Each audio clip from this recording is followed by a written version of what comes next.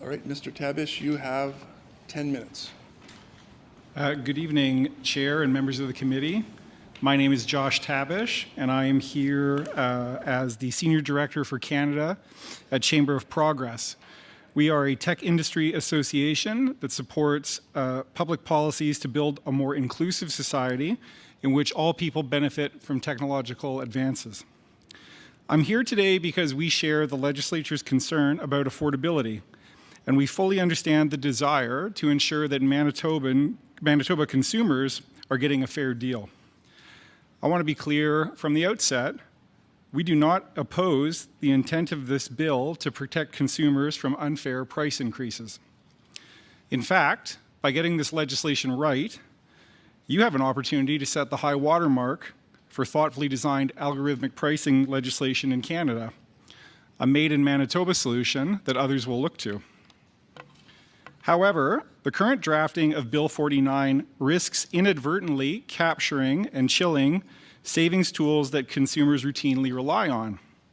Specifically, the bill's lack of guidance for evaluating price increases, its overbroad disclosure mandate, and its data transparency requirements risk creating unintended consequences for consumers and the market.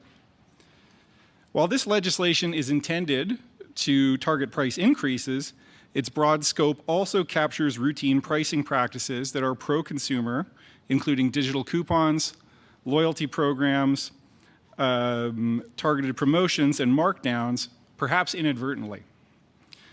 While Canadian data is currently unavailable, research from the US shows that digital coupons save the average household about $1,400 US a year, or 2,000 Canadian dollars, and that low-income families are amongst the most active deal seekers. So, to better align Bill 49's consumer protection objectives with workable compliance, and to preserve the consumer savings that Manitoba families depend on, we offer 3 constructive recommendations today to help strengthen the legislation.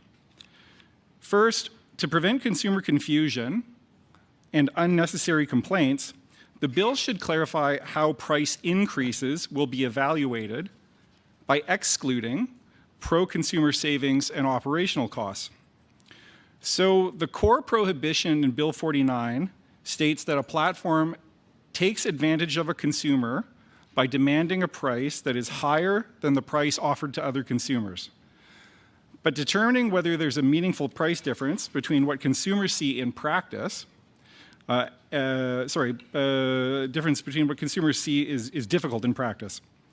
Prices are constantly moving up and down for everyone based on a variety of supply and demand factors, meaning you can't easily point to a single price offered to other consumers at any given moment. This makes the bill's current wording challenging to implement from a compliance perspective. While the express consent provision tackles concrete harms like sudden price jumps during checkout, Manitoba consumers would benefit from additional statutory guidance for evaluating whether higher prices were offered to other consumers for the same goods. To achieve this, we propose amending the text to protect pro-consumer savings while accounting for standard operational costs. We respectfully submit that the definition exclude common discounts, including promotional offers, limited time sales, and loyalty rewards, as well as differences driven by delivery costs, online versus in-store pricing, store location, or a consumer's selected service level. This will help prevent consumer confusion and reduce unnecessary complaints over price differences that are not tied to the algorithmic increases that are targeted by the bill. This would also need to be reconciled with the bill's definition of personalized algorithmic pricing, which lists a consumer's delivery location as an in-scope data input. Its current inclusion in that definition could inadvertently prohibit distance-based delivery fees from being calculated, which is necessary to ensure fair service fees for consumers. Second, to avoid flooding consumers with warnings that stigmatize routine discounts, we suggest removing or amending the material fact designation. So in section 3.2 of the bill, it mandates that the use of personalized algorithmic pricing is deemed a material fact under the Business Practices Act. Failing to disclose a material fact constitutes an unfair business practice and is subject to pretty serious penalties. Perhaps unintentionally, this change effectively creates a broad mandate requiring platforms to place disclosure labels on all uses of algorithmic pricing, even when they are providing pro-consumer benefits like digital coupons. To put it another way, while Bill 49 aims to protect consumers from harmful price increases, it would also mandate warnings for savings discounts. Warnings for discounts, in our view, are unnecessary and could distract from the bill's goals. Platforms routinely make discounts prominent to win consumers over, right? For example, you just saved $5 on diapers in the app. When personalized transactions trigger a warning, consumers can lose the ability to quickly distinguish between practices that help them and practices that harm them. This is sometimes called warning fatigue, where disclosures become so ubiquitous that consumers tune them out entirely. So to prevent flooding customers with unnecessary warnings, we respectfully submit that the legislature strike the material fact designation in section 3 sub 2, or alternatively, MLAs could limit the disclosure duty to price increases alone and exclude non-price increasing personalization from mandatory disclosure. Okay, our third and final recommendation is that we clarify that disclosing broad data categories is sufficient to avoid technical mandates that could harm discount programs. So section 4 sub 2 of the bill directs regulators to consider whether back-end algorithmic data available to the supplier is also made available to the consumer when assessing an unfair business practice. In effect, this creates a test of data symmetry between a buyer and the seller when reviewing the complaint. The drafting in section 4.2d could push businesses to build costly reporting systems to disclose raw customer data to their users in order to demonstrate compliance, which would create unintended consequences. First, many small businesses lack the resources to build this reporting infrastructure.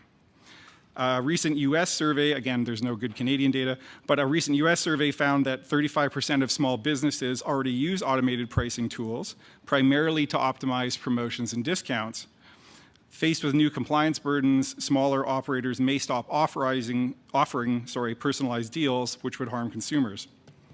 Second, exposing proprietary pricing data risks undermining competition by allowing rivals to reverse engineer strategies and converge on similar pricing. We submit that MLAs amend this language to clarify that providing a general explanation of the categories of data satisfies the transparency requirement, rather than requiring the disclosure of raw data. So in conclusion, Chamber of Progress supports protecting consumers, and we must ensure we're not accidentally harming the discounts and competitive forces that they benefit from. We believe these three targeted amendments will allow Bill 49 to achieve its goals effectively, while ensuring that consumers enjoy new protections against harmful algorithmic pricing that drives up costs. So thank you for your time, and I look forward to any questions you may have. Thank you, Mr. Tabish. Any questions? Mr. Sandhu? Well, thank you very much for coming down and spending your evening with us. Looks like a beautiful day outside, and thanks for your remarks on this bill. Any other questions? Mr. Nesbitt? Thank you, Mr. Tabish. Again, thank you very much for your input into this bill. We'll certainly be looking at the transcript here and seeing what possible amendments we might be able to put forward to this bill as it moves through the legislative process. I guess I'm just going to ask you a question. Would you agree that should this bill be passed, that the government will have to have a considerable amount of staff in place to monitor any potential algorithmic pricing in the Manitoba marketplace, and how feasible is that? Yeah, it's a fair question. One of the challenges Sorry, Mr. Tabish, I have to recognize you. Mr. Tabish. I jumped the gun. One of the challenges with algorithmic pricing is that the inputs that shape personalized pricing are significant. There's hundreds or even thousands of them. And so making, for consumers to make sense of whether they're being overcharged relative to another customer is quite challenging. And so this will be a big job for regulators. And one of the concerns we have about the bill is that right now there's not enough guidance on what the baseline price would be that a consumer could compare against to determine whether they are a victim of harmful algorithmic price increases. And the fear here is that this is going to lead to a surge in unnecessary or frivolous complaints that could really overwhelm regulators. And so that's where I would really direct the committee's attention back to our first recommendation, which will help, I think, tighten that up and reduce the burden on government should complaints be brought forward. Any other question, Mr. Nesbitt? Yep, just one final question here. In your experience, have you seen any evidence of algorithmic pricing here in Manitoba? Mr. Tabish? So when you look at the studies on this, they often say, you know, the U.S. Federal Trade Commission put out a study that said, yes, a lot of personalized data is being collected and it could be used in harmful ways. But there hasn't been a kind of smoking gun showing that there is widespread algorithmic pricing increases affecting consumers. And that's true of the US, where the data on this is the best. I'm not aware of any data on the Canadian market or the Manitoba market that suggests this is a widespread problem. We know that there are always bad actors out there who can take advantage of these technologies to do these things. And so that's why we really think the legislation needs to focus specifically on harmful price increases and be tightened up to not wrap in routine discounts that Manitoba consumers rely on. All right, thank you. Any other questions?